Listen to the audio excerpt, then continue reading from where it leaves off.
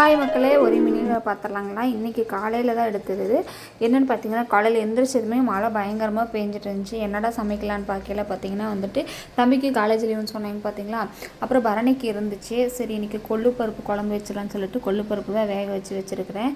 இது வந்து நான் ஃபஸ்ட் டைம் செய்கிறேன். எப்போவுமே சட்னி தான் செய்வேன். சரி ஓகே, இன்றைக்கி ஃபஸ்ட் டைம் செய்கிறனால வந்து நம்மளுக்கு தெரிஞ்ச மாதிரி ட்ரை பண்ணலான்னு சொல்லிட்டு தான் வச்சேன். ஆனால் செம்ம டேஸ்ட் வைஸ் சூப்பராக இருந்துச்சு. ஒன்றுமில்ல, தக்காளி கொள்ளு பருப்பு போட்டு வேக வச்சிட்டேங்க. அதுக்கப்புறம் தாளிப்புக்கு எப்போவுமே நம்ம பருப்பு கடைஞ்சால் எப்படி கடையும் அதே மாதிரி தாங்க, லைட்டாக புளி ஊற்றி நம்ம கடைஞ்சி எடுத்தோம்னா சூப்பராக இருக்கும் கொள்ளு பருப்பு குழம்பு. அதுக்கப்புறம் அந்த மாங்காய் வந்து தம்பிக்கு சாப்பாடு கலர்லான்னு சொல்லிட்டு மாங்காய் தான் அரிஞ்சு வச்சுருந்தேன். மாங்காய் சாப்பாடு கலரி கொடுத்துட்டு பரணிக்கு ஸ்கூலுக்கு.